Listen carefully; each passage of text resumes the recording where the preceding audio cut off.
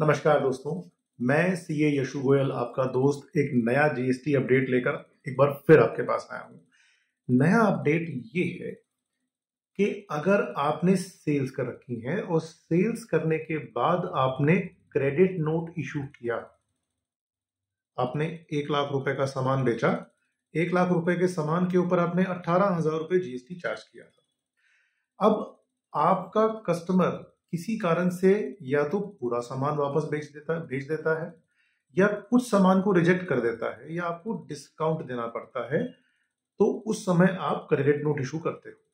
अब कायदे की बात यह है कि जितने का आपने क्रेडिट नोट इशू किया उतनी अमाउंट के ऊपर लगने वाला जीएसटी आपकी आउटवर्ड लायबिलिटी से कम हो जाना चाहिए। लाख रुपए का सामान बेचा था, अमूमन 18% जीएसटी लगता है, आपको 18,000 रुपए टैक्स देना था। अगर मान लीजिए 50,000 का सामान वापस आ गया तो आपको 9,000 रुपए टैक्स भी जमा नहीं कराना चाहिए। सिंपल सी बात है। अब जब जीएसटी का कानून आया तो जीएसटी के कानून के अंदर ये बात कही गई कि इस तरह से इशू किए गए क्रेडिट नोट के ऊपर आप अपना आउटपुट कम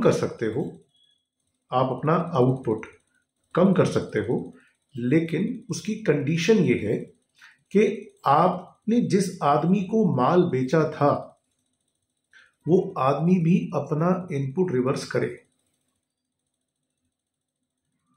क्या तक बात समझ में आ गई? आपने माल बेचा, आपके कस्टमर ने 1 लाख रुपए के हिसाब से, क्योंकि उसको इनवॉइस तो 1 लाख का गया हुआ है, 1 लाख के हिसाब से उसने 18,000 रुपए इनपुट पूरा क्लेम कर लिया। आपके पास उसका मैसेज आता है कि भैया 50,000 का माल मुझे नहीं चाहिए, ये तेरा लाख रुपए का पूरा माल मुझे नहीं चाहिए। आपने क्रेडिट नोट इशू किया। अब अगर ऐसा हो जाए गलती से कि आपने तो 18,000 रुपए अपना टैक्स रिड्यूस कर लिया, लेकिन आपका जो कस्टमर है वो इनपुट क्लेम कर लेता है और चुपचाप बैठा रहता है कि मुझे क्या जरूरत है इनपुट वापस करने की, तो वहां सरकार का नुकसान हो गया ना। अब इस नुकसान को बचाने के लिए, ऐसी गलती ना हो सके, चाहे गलती से चाहे जानबूझ के, सरकार ने अब ये कहा कि ठीक है जी, व्यापारी का नुकसान नहीं होने देंगे। जिस आदमी ने माल बेचा और माल बेचने के बाद क्रेडिट नोट दे दिया, वो अपनी आउटवर्ड लायबिलिटी को रिड्यूस तो कर पाएगा, लेकिन अब एक कंडीशन है सर। वो कंडीशन क्या है कि जो आपका कस्टमर है जिसको आपने क्रेडिट नोट इशू किया, वो भी आपको एक डेबिट नोट इशू कर दे और अपना इनपुट रिवर्सल डाल दे। आपको पता कैसे लगेगा? तो जैसे ही आपने अपना क्रेडिट नोट अपने कस्टमर को इशू कर दिया, वो अपने आईएमएस के अंदर आपके क्रेडिट नोट को एक्सेप्ट या रिजेक्ट करेगा। अगर तो उसने कहा नहीं जी, ये क्रेडिट नोट मेरा है ही नहीं, मैंने तो पूरा माल लिया और पूरे ही माल के मैंने पैसे देने हैं, तो in that case you will not be able to reduce your outward liability. आप अपने आउटपुट टैक्स को रिड्यूस नहीं कर पाओगे।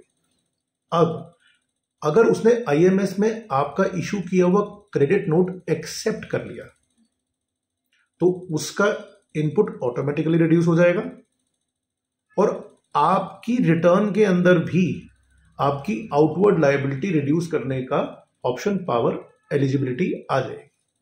ऐसा करने से सरकार का भी कोई नुकसान नहीं हुआ, हमारा भी कोई नुकसान नहीं हुआ, और जिस आदमी को अपना इनपुट एक्चुअली रिवर्स कर देना चाहिए था उसका इनपुट ऑटोमेटिकली रिवर्स हो गया।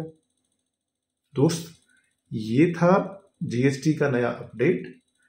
इस तरह के ताजा तरीन अपडेट्स लेकर आप तक फिर आते रहेंगे, मिलते रहेंगे, पढ़ते रहेंगे, आगे बढ़ते रहेंगे। Until next time, I am CA Yashu Goyal, Managing Partner, NK Goyal and Brothers, Chartered Accountants. Until next time, Shubh Ratri, Shabba Khair. Thank you.